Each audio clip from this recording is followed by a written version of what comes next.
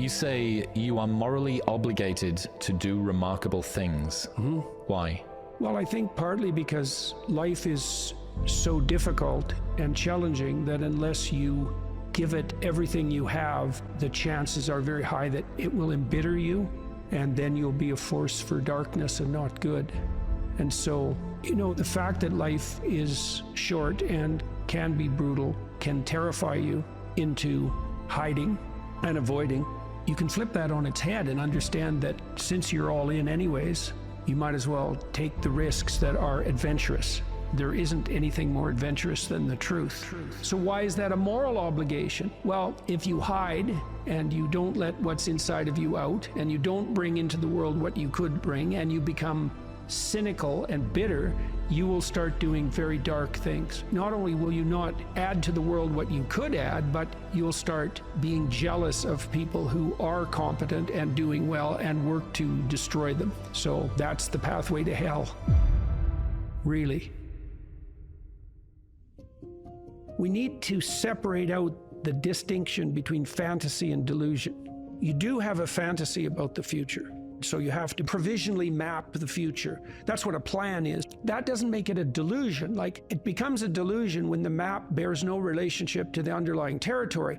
So if you have a strategy for the future, maybe let's say that your strategy for the future is that you have 5 million YouTube subscribers in 3 years. Well, you have no evidence of the strict sort that that's how it's going to be, because anything could happen between now and 3 years from now, let's say. But there's no reason to call that a delusion.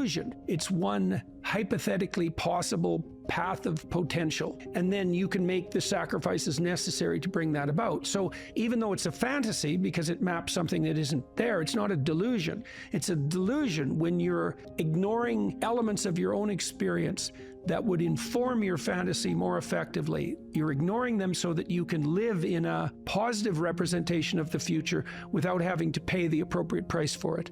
The ultimate ideal is also the ultimate judge, because the ultimate ideal is something against which you fall far short. And that might be so painful that you can barely stand it. But then what you do is two things, I suppose, is you lower the ideal and you raise your estimation of your potential. And what do I mean by lower the ideal? Well, if you're comparing yourself to someone or even to a future self, and the gap is so painful that it paralyzes you, then you've created a dragon that you don't have the tools to master. And so what you have to do is you have to scale the dragon down to size.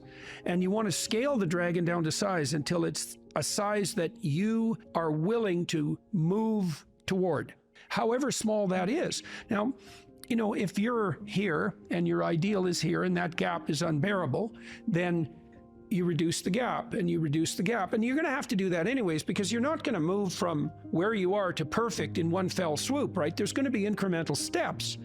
So you have to fill in that hierarchy of progression with a high enough resolution representation so that you can start to move forward. There's another gospel comment that's very interesting. It's called the Matthew principle. And the Matthew principle is, to those who have everything, more will be given, and from those who have nothing, everything will be taken. Now, it's brutal because it implies that reality works like this. When you're moving up, you go like this, right? And that's pretty nice. That's a lot better than this. But when you're going down, you go like that, right? It's like downhill, cliff. Okay, so you want to avoid the downhill path. Well, if the uphill path is like this, which is like exponential, let's say, or geometric, then what that means is that it doesn't matter how big the first steps you take uphill are, even if they're trivial, even if they're shameful in their size, because you're so useless. If you're disciplined in that, you'll speed up extraordinarily rapidly. And so that's the good news, you might say, is that you can take very small steps, even ones that might be shameful in their size, and you have to admit that to yourself. But once you get the ball rolling, it doesn't roll in a linear fashion, it rolls in a geometric fashion. And this is a really good thing to know, because it can take the sting out of the realization of your own stupidity. It's like, yeah, everybody has their weak sides, let's say, things they're embarrassed about. When I first started going to the gym, I was like 23, and I think I weighed 135 pounds, and I was 6'1", very, very thin, 27-inch waist, something like that. And I smoked like mad, and I drank too much. Like, I wasn't in good shape. The first attempts forward I took in the gym. I went to this swimsercise class. Jesus, it was me and this like really fat guy, young guy, probably not in any worse shape than me, and like 7 old women over 70, and they could outswim me. Like, it was pretty damn humiliating. And so I did a semester of that and got myself in somewhat better shape. And then I started to go to the gym to work out, to lift weights. And that was also rough because, you know, I'd be underneath the bloody bench press trying to lift 75 pounds off the rests. And, you know, some muscle-headed bastard would come over and tell me how to do it. And it's like, yeah, thank you. But you know, it's embarrassing, and lots of times people won't do things like go to the gym because they're so embarrassed about how they look or what sort of shape they're in. And it's a pain to start at the bottom, but you start at the bottom where you're weak. And if you want to rectify what's weak, you have to accept the fact that you're at the bottom and that the first steps are going to be painful. You know, it took me about 3 years, but I stopped smoking and then I stopped drinking and I gained 40 pounds of muscle in like 3.5 years, something like that. I basically had to stop doing that because I had to eat like 6 times a day. It was crazy.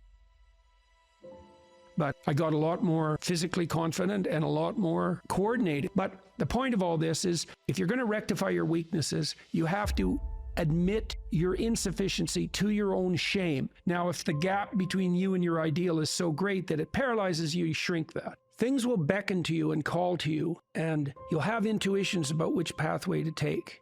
And you will, in all likelihood, follow those, because what else do you have? You have these orienting instincts. This is another reason why you don't lie.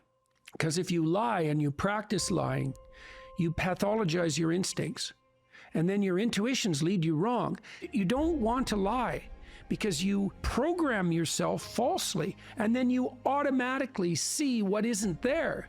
And then, of course, the world will slap you in the face continually, and you'll think, oh my God, the world's such a pathological place. When the truth of the matter is that, no, you just keep running into things that you refuse to see. And then you think, well, the world's made of nothing but obstacles. It's like, well, you put the obstacles in your own path, and you did that by developing these complex, self-serving delusions, a story that you tell other people about who you are that isn't true. You're trying to lay out a map that bears no relationship to reality, and you keep wondering why you wander off the path and into a pit. It's like, well, how could it be otherwise? People have commented to me many times about my bravery, and I don't like that. It's not right. I'm afraid of different things than the typical person. Maybe that's a good way of thinking about it. I'm way more afraid of the consequences of saying something that's false or wandering off the appropriate path than I am of whatever consequences might come for saying what I believe and doing what I believe to be the case. I'm way more afraid of that. You know, I've been reading the Gospel of St. Matthew. I'm writing a book at the moment called We Who Wrestle with God, and one of the things Christ says to people continually is to not damage their vision, is to not put, that's the best way of putting it, don't occlude your eye. You can see what's in front of you if you're willing to see it. And if you're willing to see it, many of the terrible obstacles in life you can just walk around. But if you blind yourself purposefully to follow your own narrow, self-serving delusion, you're going to run into terrible things and terrible people and the terrible part of your own soul all the time. That's what you should be afraid of. You can't be isolated, alone, without responsibility, and pursuing your hedonistic nonsense and not be insane and miserable. Those are all the same thing, right? And so, you know, it's got to the point, I've said things that have made me somewhat unpopular, like it's very difficult for people to mature until they have a child. You find a huge part of what you are in that relationship. It makes you responsible, makes you grow up. It gives you the opportunity to mentor someone. You have someone around who's more important than you. Well, that's part of being mentally healthy. It's a huge part of it. This enterprise that I've helped put together, Alliance for Responsible Citizenship, we're trying to put forward a model of governance. It's called a subsidiary model, and the idea is that people have multiple social roles that scale. No, there's you, You should take care of yourself, integrate yourself, which means you can conduct yourself properly across the medium to long run. You're self-sustaining. Then you can maybe extend that to your partner, and then to your family, and then to your local community, and then to broader communities as you become more and more competent and able to take on that responsibility. That's the alternative to isolated hedonic slavery. You're slave to your own whims, and it's the alternative to tyranny, because if you take on all that responsibility, you don't have any need for someone to govern you. It's truly the case that your sanity is the concordance between you as an individual and the world. That's the sanity. You're distributed out into the world, and you should be, and you want to be. That's where the adventure is. You want to be solipsistic? The solipsistic porn masturbator. Jesus, it's no wonder you'd be aimless and miserable. Well, God, it's so pathetic. Why am I so unhappy? It's because you think about yourself. Oh, no, you think about the lowest impulses in yourself all the time. That's why you're miserable. People exist in a sacrificial relationship to the world. What does that mean? It seems to mean something like human beings are aware of their extended self. You know you're going to be around tomorrow and next week and next month and next year and 5 years from now and 10 years from now. Now it's less certain as you go out, but you do have the sense of yourself as something that stretches across the decades. Okay, and so what that means is that you have to conduct yourself in a manner that isn't merely immediate. You have to conduct yourself in a manner that will work across time. Now, how do people do that? They work. Work is a sacrificial gesture. So you work, by definition, virtually. Work is the sacrifice of the present for the future. I mean, maybe someone can come up with a better definition of work than that, but I don't think so. It's like you put in time and effort right now, even if it's something not what you'd like to be doing at the moment. You put in time and effort because you believe. What the hell does that mean? You believe it'll pay off. Well, is that a contract with the future? Is it a covenant? Because the relationship that the biblical corpus characterizes human striving is covenantal. It's a bargain. The bargain is you make the right sacrifices and they pay off. That's the bargain. Now, you might say, well, that's just part of the social contract, but the biblical corpus insists that it's deeper than that. It's built into the structure of reality itself. And that if you got the sacrifices right, the future would be paradisal. That's a kind of sacrifice right there, is that you're willing to sacrifice your short-term physiological and psychological comfort for a medium to long-term benefit. It's the essence of sacrifice. This is something the atheists don't understand about the biblical narrative, is that the narrative insists that we live in a sacrificial relationship. It's the essence of humanity to live in a sacrificial relationship. It's like, well, is that true or not? Well, as you mature, your relationships are more sacrificial. It's less about what you, in your narrow sense, want right now, and it's more about what's good over the medium to long run, including other people. Well, that's a sacrificial relationship. Now, the covenant, and this is a matter of faith. It's the matter of the deepest faith. Are you willing to act out the proposition that the way to make the world reveal its will suffice? There's technically two different forms of reward. There's consummatory reward. That's what an orgasm is. It's consummatory reward. It brings the behavioral and perceptual sequence to a halt. It ends it, right? At the climax, it ends it. But then it's over. That journey is over, right? Then there's the dopaminergic reward, and dopaminergic reward is evidence of advancement towards a goal, right? Okay, so there's a corollary to that. Well, how do you become optimally engaged? Because dopamine facilitates engagement and focus, which is why drugs like amphetamines can be used for kids who are attention deficit disorder. You tap up the dopamine response, they lock on, right? Okay, so they're locking on to a goal-directed pursuit. The problem with amphetamines is that they can lock you on so hard you can't get out of the frame. So like kids on amphetamines will obsess, for example, about cleaning up their closet. They can't switch to the next activity. Okay, dopaminergic reward is reward that's accrued in relationship to a goal. Okay, so what's an implication of that? Well, pursue the highest possible goal. Well, why? Because the kick from advancement is higher. Now, you have to balance that. It can't be, you have to advance, right? Because imagine the reward's got two components. Number one is you're moving towards something valuable. Okay, so you want it to be as valuable as possible. Okay, but you have to be moving. You need something extremely valuable that you can move towards.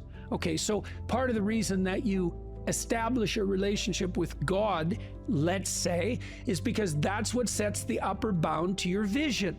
It's like, I want things to be the best they could be. That's a vision of paradise.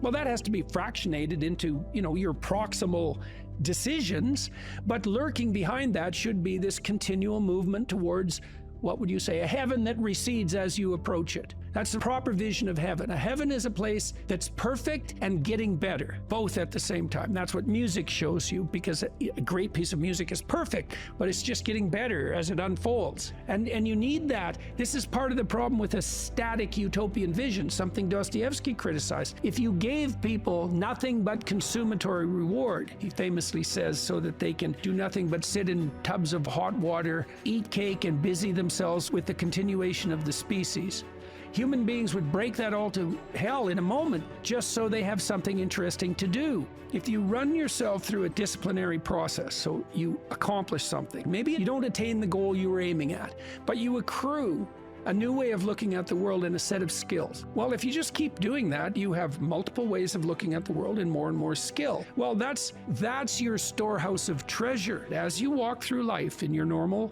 mode, things will call to you. And if you pursue them, they will take you deep. It doesn't really matter what it is that calls. What matters is that you pursue it, and you pursue it to the depths. And as you pursue it to the depths, you will become transformed. And if you do that without reservation, that will turn you into the person who frees the slaves and opposes the tyrants. And that is how it works. That's the call. And that can happen in any direction, virtually any direction. You just have to pursue it with sufficient faith.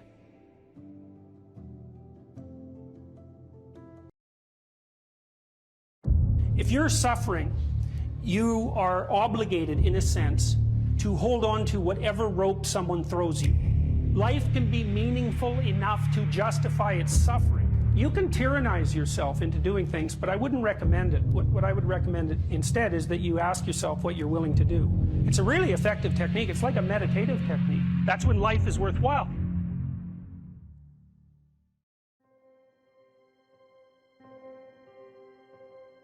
I don't know exactly what's going to help you, but don't arbitrarily throw out any possibilities because you might not have that luxury. Antidepressants help a lot of people, and there are technical reasons why that's the case. If you're offered a gift by your society and it works, try it. I don't care what your presuppositions are. The time you see people who are suffering with depression, for example, there's a multitude of reasons, but I'll take one common reason. You could think about it as associated with the story of Peter Pan. Now, Peter Pan is someone who won't grow up, right? Now, the problem with Peter Pan is he gets to be king, but it's king of Neverland. Neverland doesn't exist. So being king of nothing isn't that helpful. Well, one of the things that you often see with people who suffer from depression, and I'm not making a blanket statement about the cause of depression because there's lots of them, is that people who don't have enough order in their life tend to get overwhelmed.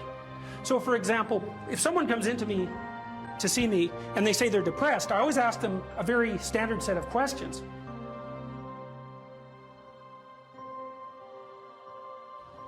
Do you have a job?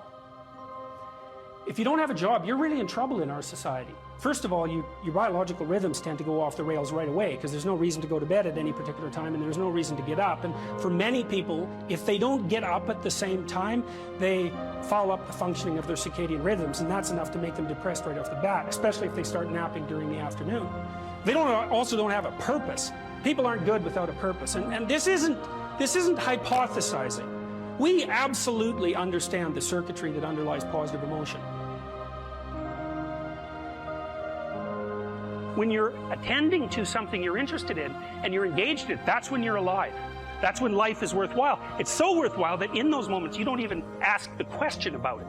The question itself goes away because the meaning that you're united with is so powerful that it can push back the adversity that would otherwise characterize life. Nietzsche said, "The person who has a why can bear any how." We know how it works. Almost all the positive emotion that any of you are likely to experience in your life will not be a consequence of attaining things.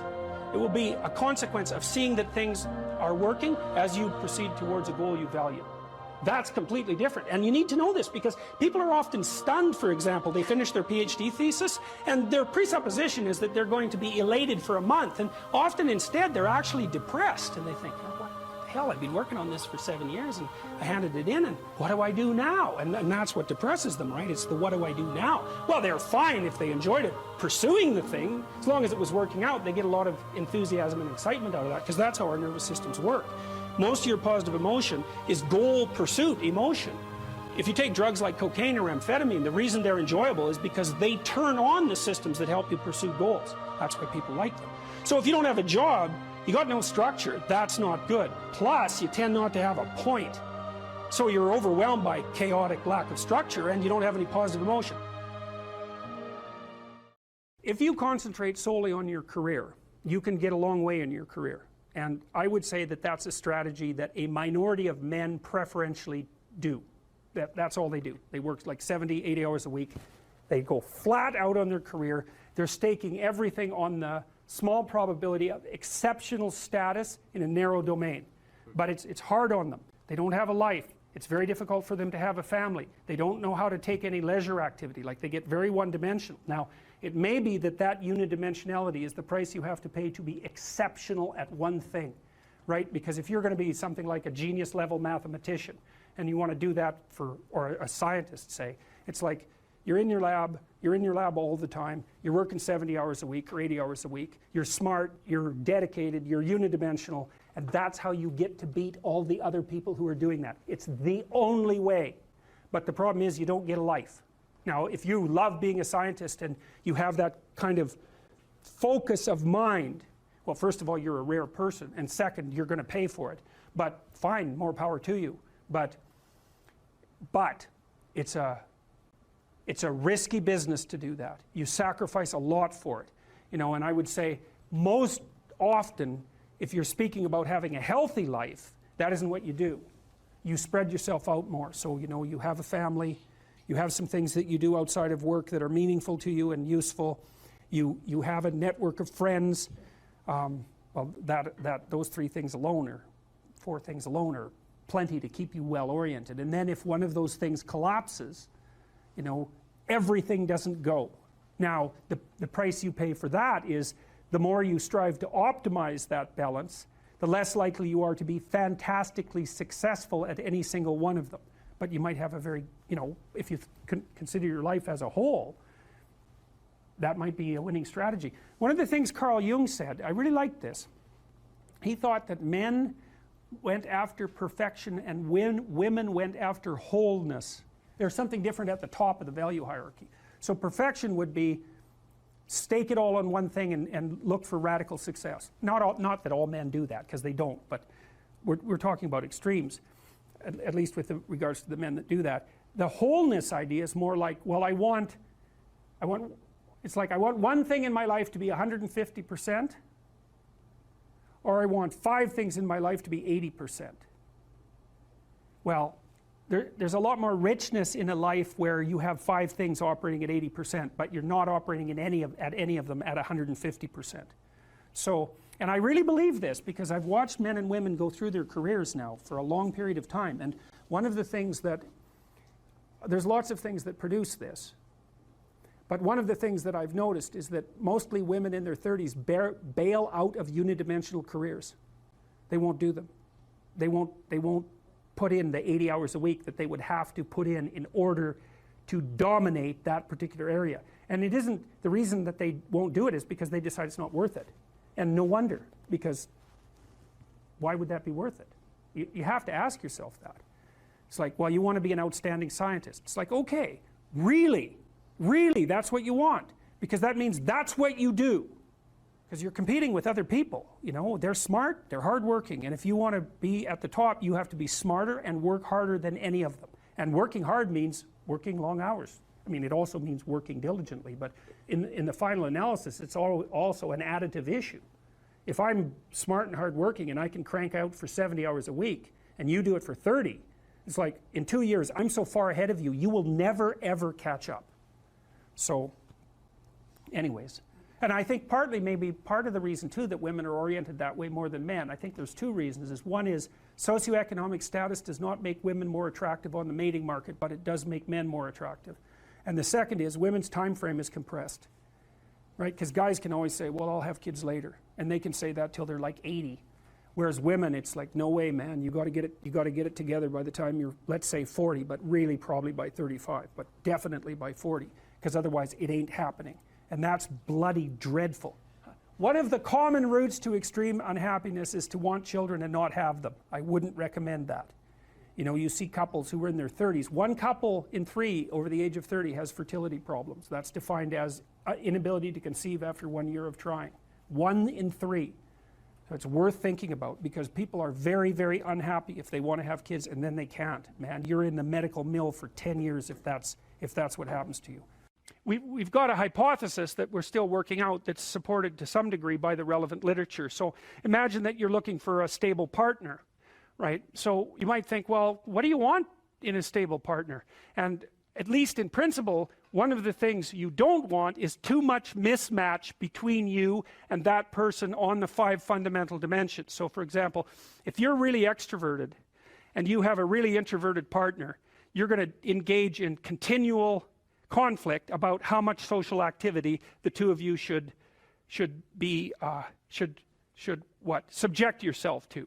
And it's very, very difficult for people who widely differ on those dimensions to come to consensus, because it's not just a matter of opinion, right? It's really a matter of different, if you're looking at extremes, of really different types of people. And the thing about introverts is they just don't enjoy large-scale social interaction that much. One-on-one they're often fine, but in a group they don't like that, and it tires them out. Whereas a real extrovert, it's like you isolate them and they just wither on the vine, because a huge part of what actually motivates them in a positive way is tangled up with social interaction.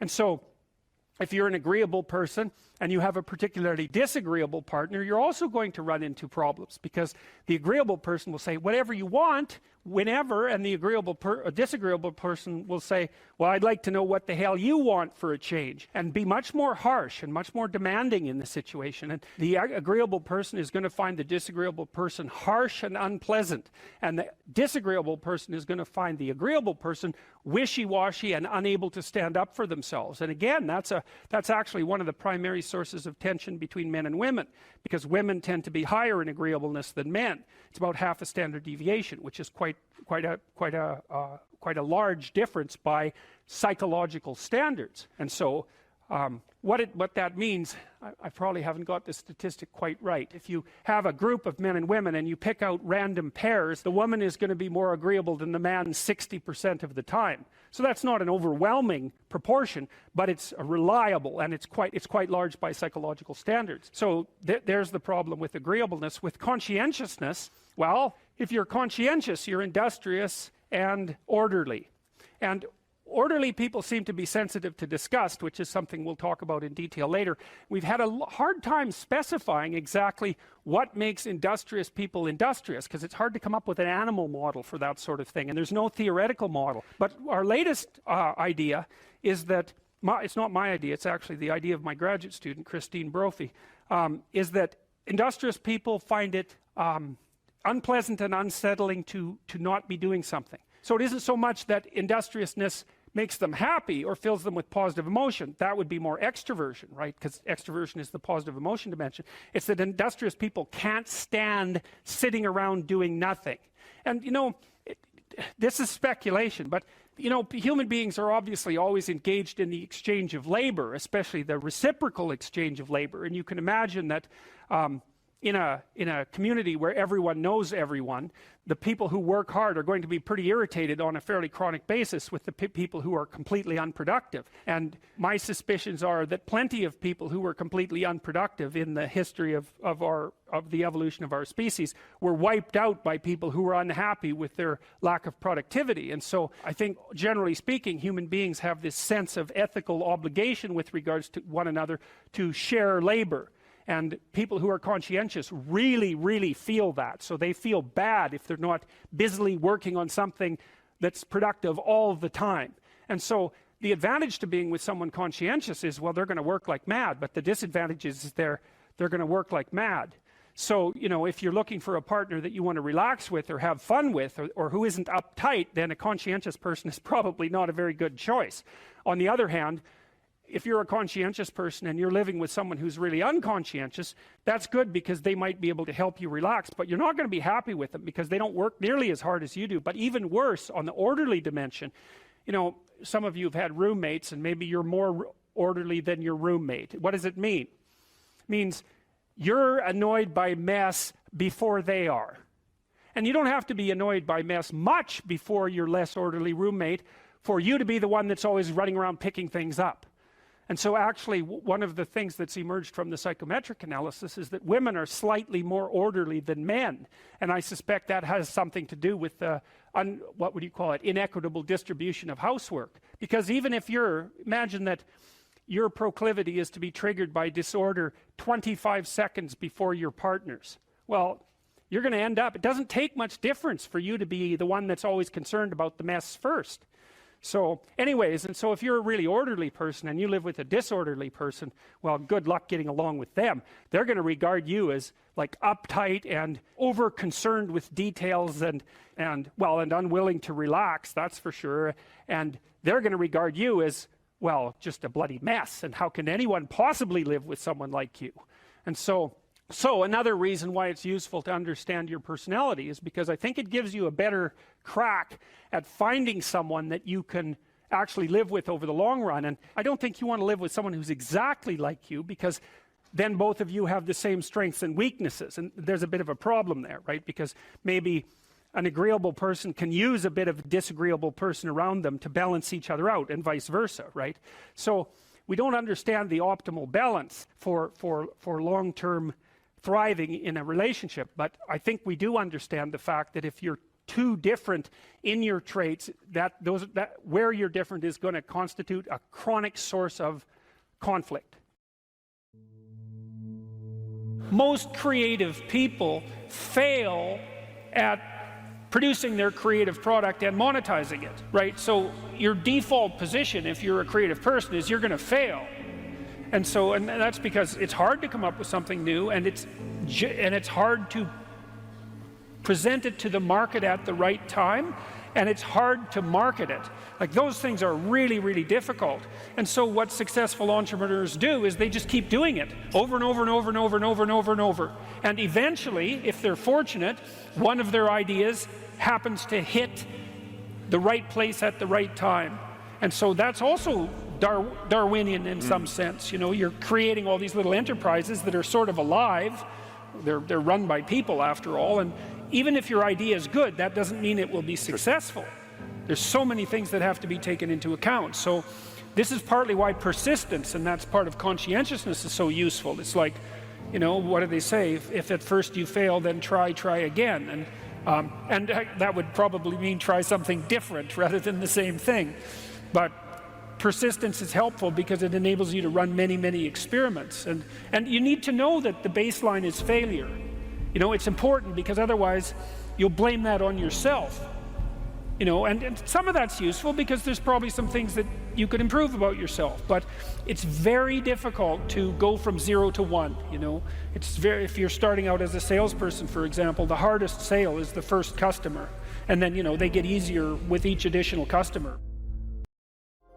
You got to know that there are differences in intelligence. It's really important. If you go into a job and you're not smart enough for that job, you're going to have one bloody miserable time.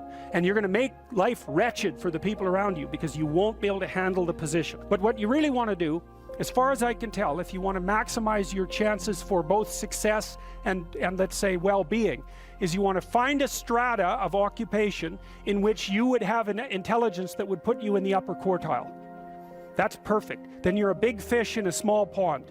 And you don't want to be the stupidest guy in the room. It's a bloody rough place to be. So, and you probably don't want to be the smartest guy in the room either, because what that probably means is you should be in a different room. If you want to be the best at what you're doing, bar none, then having an IQ of above 145 is a necessity, and maybe you're pushing 160 in some situations, and maybe that's making you one person in 10,000 or even one person in 100,000. And then also, to really be good at it, you probably have to be reasonably stress tolerant and also somewhat conscientious. There's nothing you can possibly do to become more deadly than to improve your facility with language. And the way you do that is by reading, especially great things, and by writing, and by thinking, and by speaking, for that matter. But how could that not be viewed as absolutely central to what education is about? You want to be inarticulate and stumble over everything that you try to think and communicate? Yeah. How are you going to get anywhere? You don't even know who you are under those circumstances. You're this massive feeling that's expressing itself, you know, maybe in violence because you can't find the words. And you stumble around and bump into things, and you're clunky and dull, and you're not witty. You don't sparkle. It's from the uphill climb that we derive our value, and I mean this technically. So almost all the positive emotion we feel, especially the emotion that fills us with enthusiasm, and that's experienced in relationship to a goal. And so in some sense, you want a goal that you can never attain. So you can always move closer to the goal that recedes as you move towards it. You think, well, that's frustrating. It's like Sisyphus pushing the rock uphill. But it's not, because as you pursue that goal, you put yourself together and your life does get better and richer and more abundant. And that's why the highest levels of virtue and goal are in some sense transcendent. You want them to be above everything you're doing so you can continually move towards something that's more sublime and better. That's what you are. You're here to live, not to sleep. And the problem with the vision of Mai Tais on the beach is that, well, first of all, that's a vision of drug-induced unconsciousness. Second, it's only going to work for about a week. Third, you're going to be a laughingstock in a month, and depressed and aimless and goalless. You want a horizon of ever expanding possibility. And so it does happen to people because they've staked their soul on the attainment of an instrumental goal. And it can be a pretty high order goal, but then you think, now I'm there, now what? Well, the answer can't be, well, I'm going to live in the lap of luxury and never have to leave the face. What do you want to be, a giant infant with a gold bottle? You never have to do anything but lay in your back and suck? It's like, you see the problem with that as a conceptualization. It's no, you want to be like an active warrior moving uphill with your sword in hand. And that's dynamic, that's exciting. One of the rules, I think it's rule 4, is compare yourself to who you were yesterday and not to who someone else is today. And see, that's a game you can win.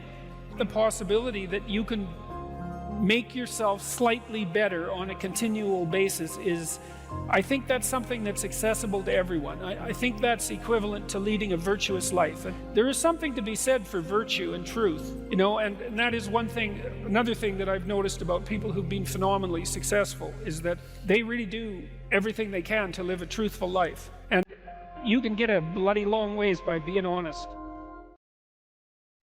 Lay a disciplinary structure on yourself, get the chaos in check, and then you can move towards a state that's freer. It's discipline first. Like, look, if you're going to become a concert pianist, there's going to be several thousand hours of extraordinarily disciplined practice. That's the imposition of order on your potential, let's say. But what comes out of that is a much grander freedom. And so in virtually every freedom that you have in life that's true freedom is purchased at the price of discipline. That it's not some casual self-help doctrine. It's that if you don't organize yourself properly, you'll pay for it, and in a big way, and so will the people around you. And I would say, start where you can start.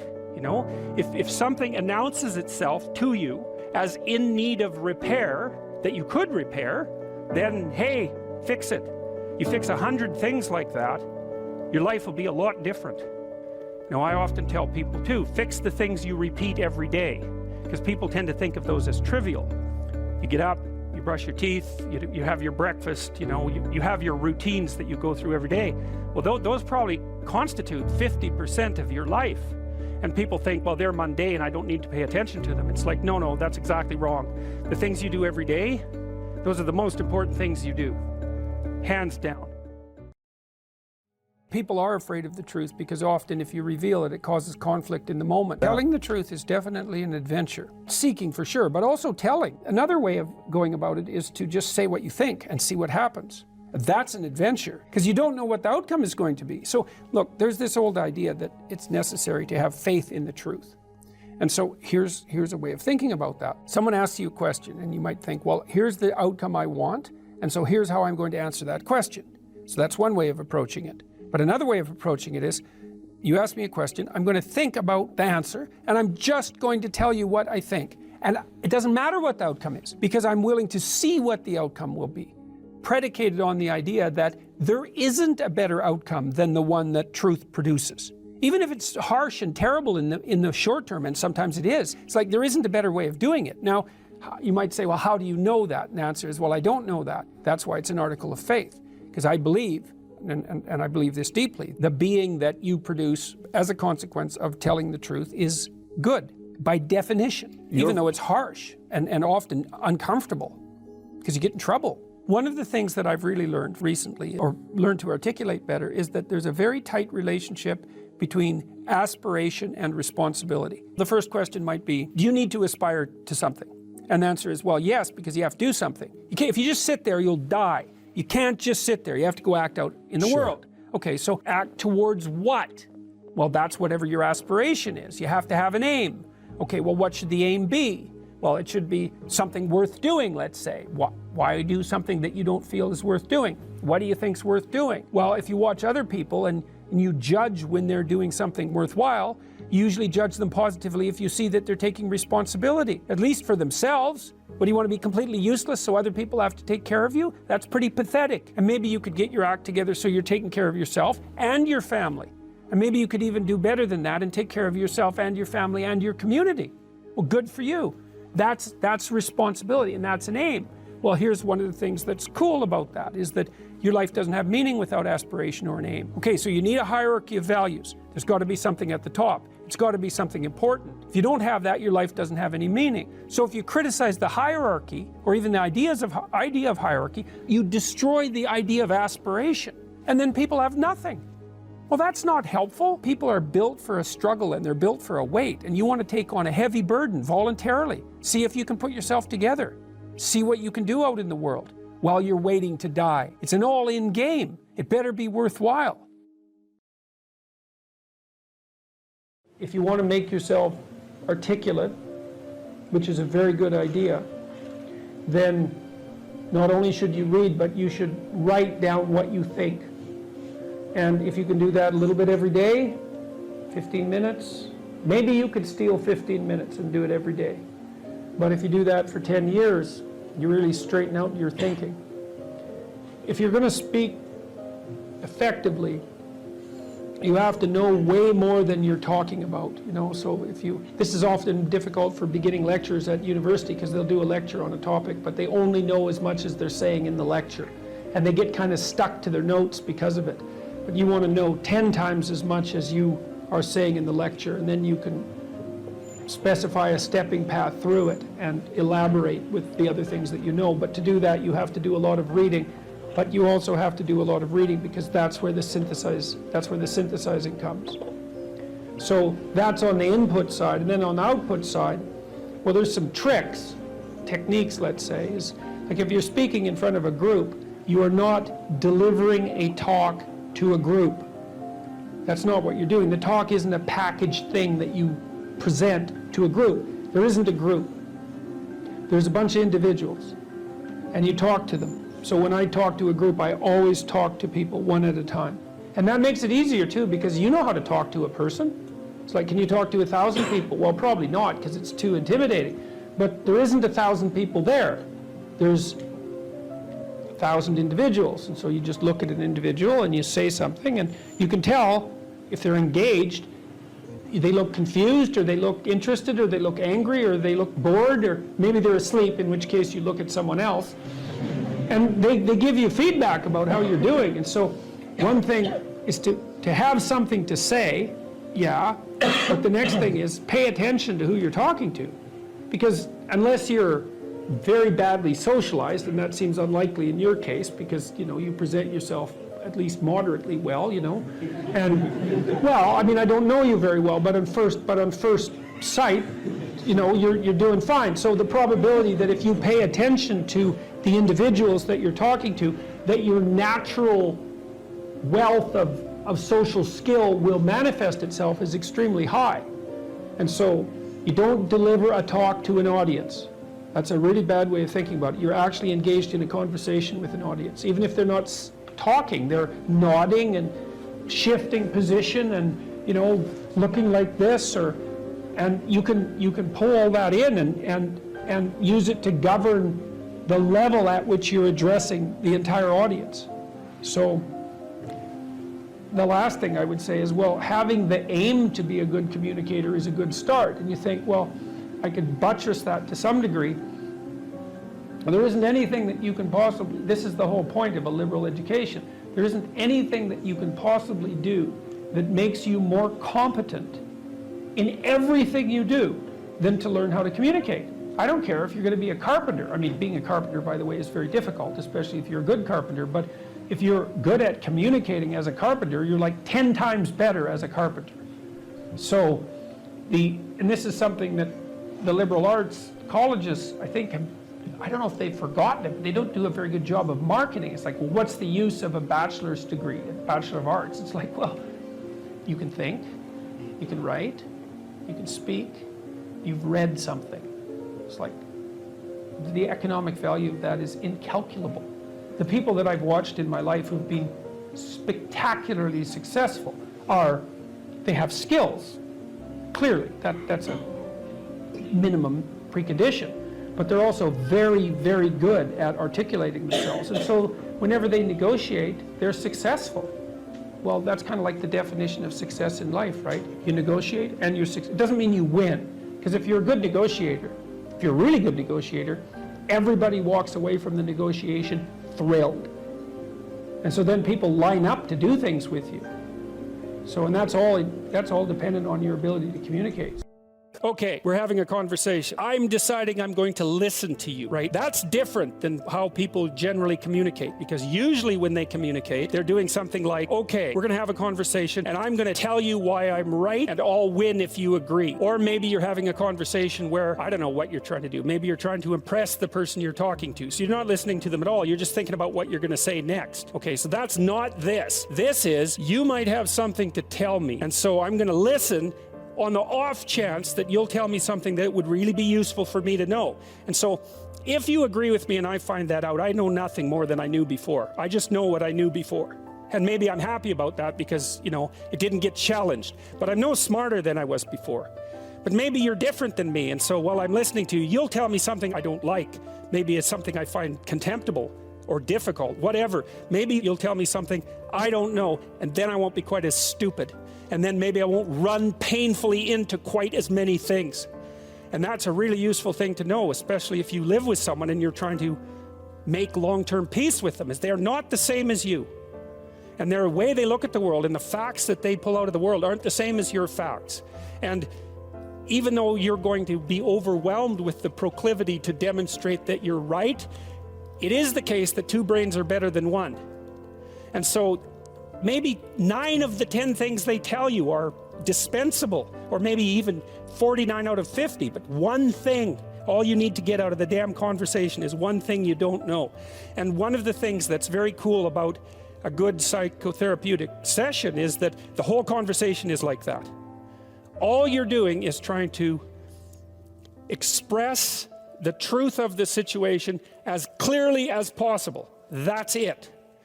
And so now, Roger's proposition, and I'll tell you why he derived it, was that if you have a conversation like that with someone, it will make both of you better. It'll make both of you psychologically healthier. So there's an implicit presupposition that the exchange of truth is curative. Well, that's a very cool idea. I mean, it's a very deep idea. It's the idea upon which Western civilization, although not only Western civilization, is actually predicated. The idea that truth produces health. But for Rogers, that was the entire purpose of the Psychotherapeutic Alliance. You come to see me because you want to be better. You don't even know what that means necessarily, neither do I. We're going to figure that out together. But you come and you say, look, things are not acceptable to me, and maybe there's something I could do about that. So that's the minimal precondition to engage in therapy. Something's wrong, you're willing to talk about it truthfully, and you want it to be better. Without that, the therapeutic relationship does not get off the ground. And so then you might ask, well, what relationships are therapeutic? And the answer to that would be, if you have a real relationship, it's therapeutic. If it isn't, what you have is not a relationship. God only knows what you have. You're a slave, they're a tyrant, you know, you're both butting heads with one another. It's a primate dominance hierarchy dispute. Oh, I don't know, you're like two cats in a barrel or two people with their hands around each other's throats. But what you have is not a relationship. One of the things I try to do in my therapeutic sessions is, first of all, to listen, to really listen. And then, while I listen, I watch. And while I'm listening, things will happen in my head. You know, maybe I'll get a little image of something, or I'll get a thought or a question will emerge, and then I'll just tell the person what that is. But it's sort of directionless, you know, it's not like I have a goal, except that we're trying to make things better. I'm on the side of the part of the person that wants things to be better, not worse. And so those parts of us have a dialogue, and the consequence of that dialogue is that certain things take place, and then I'll just tell the person what happened. And it isn't that I'm right. That's not the point. The point is that they get to have an hour where someone actually tells them what they think. Here's the impact you're having on me. This is making me angry. This is making me happy. This is really interesting. This reminds me of something that you said an hour ago that I don't quite understand. And the whole point is not for either person to make the proposition or convince the other that their position is correct, but merely to have an exchange of experience about how things are set up. And it's extraordinarily useful for people, because it's often difficult for anyone to find anyone to talk to that will actually listen. And so another thing that's really strange about this listening is that if you listen to people, they will tell you the weirdest bloody things so fast you just cannot believe it. So if you're having a conversation with someone and it's dull, it's because you're not listening to them properly, because they're weird. They're like wombats or albatrosses or rhinoceroses or something. Like, they're strange creatures. And so if you were actually communicating with them and they were telling you how weird they really are, it would be anything but boring. And you can ask questions. That's a really good way of listening. But one of Roger's points is, well, you have to be oriented properly in order to listen. And the orientation has to be, look, what I want out of this conversation is that the place we both end up is better than the place we left. That's it. That's what I'm after. And if you're not after that, you got to think, why the hell wouldn't you be after that? What could you possibly be after that would be better than that? You walk away smarter and more well-equipped for the world than you were before you had the conversation, and so does the other person. Well, maybe if you're bitter and resentful and angry and anxious and, you know, generally annoyed at the world, then that isn't what you want. You want the other person to walk away worse, and you too, because you're full of revenge. But, you know, you'll get what you want if you do that. So we know from our research that such empathic understanding with a person, not about him, is such an effective approach that it can bring about major changes in personality. Some of you may be feeling that you listen well to people and that you have never seen such results. The chances are very great that you have not been listening in the manner that I've described. Fortunately, I can suggest a little experiment that you can do to test the quality of your understanding. The next time you get into an argument with your wife or your friend or a small group of friends, stop the discussion for a moment and, for an experiment, institute this rule. Each person can speak up for himself only after he has first restated the ideas and feelings of the previous speaker accurately. What accurately means is they have to agree with your restatement. Now, that's an annoying thing to do, because if someone is talking to you and you disagree with them, the first thing you want to do is take their argument, make the stupidest possible thing out of it that you can. That's the straw man, and then demolish it. It's like, so then you can walk away feeling good about it, and, you know, you dominated them really nicely. But that isn't what you do. You say, okay, well, I'm going to take what you told me, and maybe I'm even going to make your argument stronger than the one you made. That's useful if you're dealing with someone that you have to live with, because maybe they can't bloody well express themselves very well, but they have something to say. So you make their argument strong. All right, then you see what this would mean. It would mean that before presenting your own point of view, it would be necessary for you to really achieve the other speaker's frame of reference, to understand his thoughts and feelings so well that you could summarize them for him. Sounds simple, doesn't it? But if you will try it, you'll find that it's the most difficult thing that you've ever done. But the young men really need to hear this more, I think, is that you should be a monster. You know, because everyone says, well, you should be harmless. virtuous. You shouldn't do anyone any harm. You should sheath your competitive instinct. You shouldn't try to win. You know, you don't want to be too aggressive. You don't want to be too assertive. You want to take a back seat and all of that. It's like, no. Wrong. You should be a monster, an absolute monster, and then you should learn how to control it. If you're harmless, you're not virtuous. You're just harmless. You're like a rabbit. A rabbit isn't virtuous. It just can't do anything except get eaten. It's not virtuous. If you're a monster and you don't act monstrously, then you're virtuous. But you also have to be a monster. Well, you see this all the time. Harry Potter's like that too. It's like he's flawed, he's hurt, he's got evil in him. He can talk to snakes, man. He breaks rules all the time. All the time. He's not obedient at all. But, you know, he has a good reason for breaking the rules. And if he couldn't break the rules, him and his little clique of rule-breaking, you know, troublemakers, if they didn't break the rules, they wouldn't attain the highest goal. So it's very peculiar, but it's a very, very, very, very common mythological notion. You know, the hero has to be a monster, but a controlled monster. Batman is like that, you know. I mean, it's everywhere. It's the story you always hear.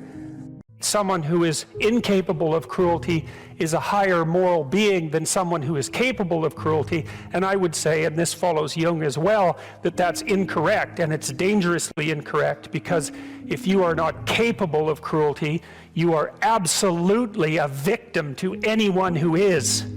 And so part of the reason that people go watch anti-heroes and villains is because there's a part of them crying out for the incorporation of the monster within them, which is what gives them strength of character and self-respect, because it's impossible to respect yourself until you grow teeth. And if you grow teeth, then you realize that you're somewhat dangerous, or maybe somewhat seriously dangerous, and then you might be more willing to demand that you treat yourself with respect and other people do the same thing. And so that doesn't mean that being cruel is better than not being cruel. What it means is that being able to be cruel and then not being cruel is better than not being able to be cruel. Because in the first case, you're nothing but weak and naive. And in the second case, you're dangerous, but you have it under control. And you know, a lot of martial arts concentrate on exactly that as part of their philosophy of training. It's like, we're not training you to fight. We're training you to be peaceful and awake and avoid fights. But if you happen to have to get in one, and I guess the philosophy also is that if you're competent at fighting, that actually decreases the probability that you're going to have to fight, because when someone pushes you, you'll be able to respond with confidence, and with any luck, and this is certainly the case with bullies, with any luck, a reasonable show of confidence, which is very much equivalent to a show of dominance, is going to be enough to make the bully back off. And so the strength that you develop in your monstrousness is actually the best guarantee of peace. And that's partly why Jung believed that it was necessary for people to integrate their shadow. And he said that was a terrible thing for people to attempt, because the human shadow, which is all those things about yourself that you don't want to realize, reaches all the way to hell. And what he meant by that was, it's through an analysis of your own shadow that you can come to understand why other people are capable, and you as well, of the sorts of terrible atrocities that characterized, let's say, the 20th century. And without that understanding, there's no possibility of bringing it under control. When you study Nazi Germany, for example, or you study the Soviet Union, particularly under Stalin, and you're asking yourself, well, what are these perpetrators like? Forget about the victims, let's talk about the perpetrators. The answer is, they're just like you. And if you don't know that, that just means that you don't know anything about people, including yourself. And then it also means that you have to discover why they're just like you. And believe me, that's no picnic. So that's enough to traumatize people, and that's partly why they don't do it. And it's also partly why the path to enlightenment and wisdom is seldom trod upon, because if it was all a matter of following your bliss and doing what made you happy, then everyone in the world would be a paragon of wisdom. But it's not that at all. It's a matter of facing the thing you least want to face. If you're going to be a fighter, you have to want to win. And you have to want to hurt people. I mean, not for the sake of hurting them. That's what makes you different than an evil person. But you have to have that capacity, you have to develop that. And that's the step on the way to enlightenment, weirdly enough, because that isn't what people think. People have been fed this diet of pablum, rights and impulsive freedom for so long. There's just an absolute starvation for the other side of the story. There are no rights, technically speaking, without responsibilities. And all we've had for 60 years is a dialogue about rights. Well, that leaves a hole on the other side of the story.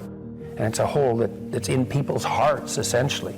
Because responsibility, well, perhaps that's not more important than rights. Like I said, they're part and parcel of the same formula. But it's in responsibility that most people find the meaning that sustains them through life. It's not in happiness. It's not in impulsive pleasure. Those things blow away at the first ill wind.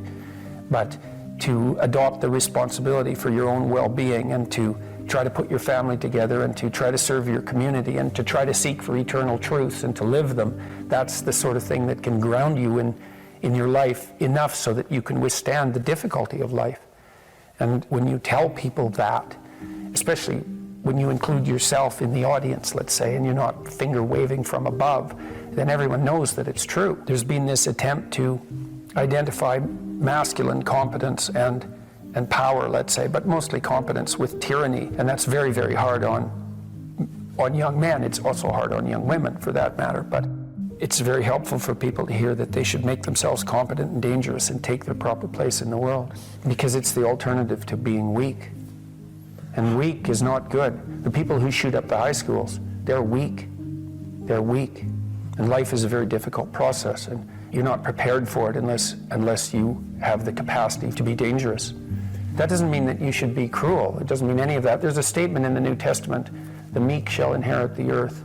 But the meek isn't well translated.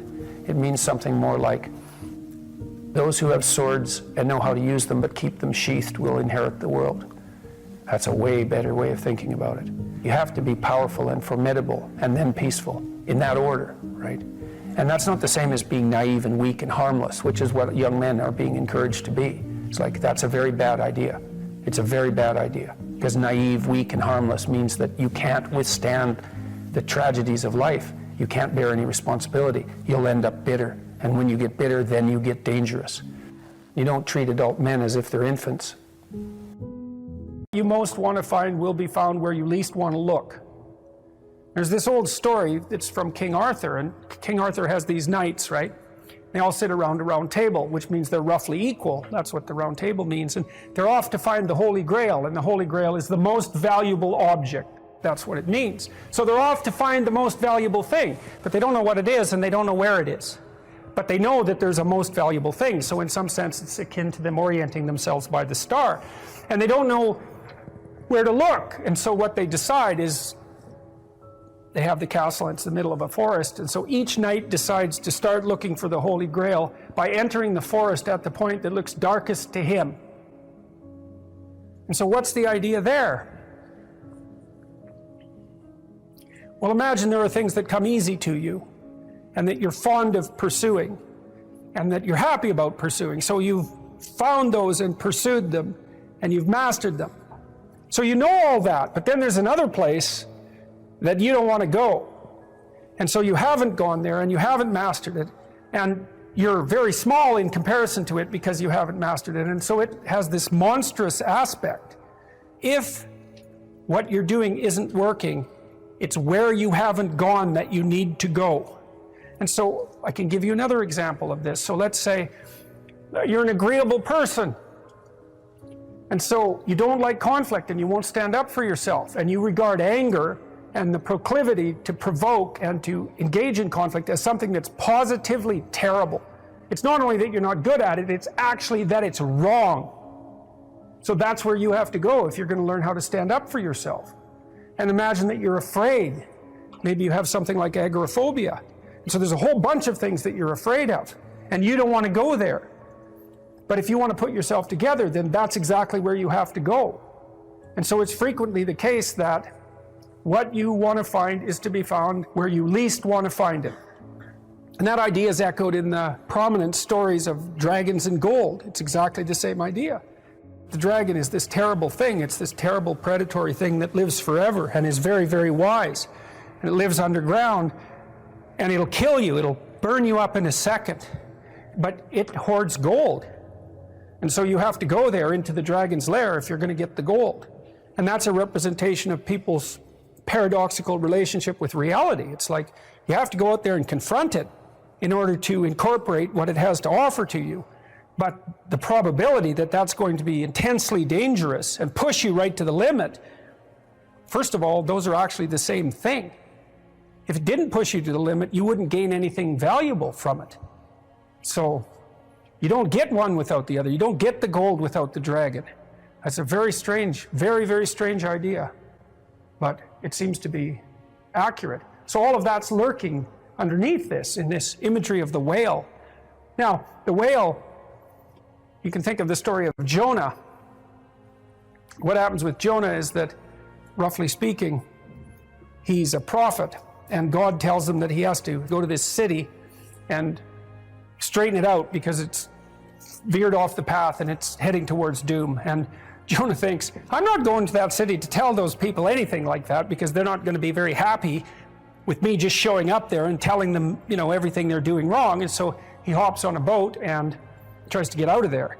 And then God conjures up this huge storm and the boat is about to be swamped, and Jonah admits that it's actually his fault because God's upset with him because he got this direct command to go straighten out the city and he ran off. And so they're not happy about this, but they throw Jonah overboard and the sea's calm, and great fish comes up, a whale, and swallows him. And then he's down in the fish for 3 days and it throws him up on the dry land, and then he's learned his lesson by that time and he goes off to pursue his proper destiny.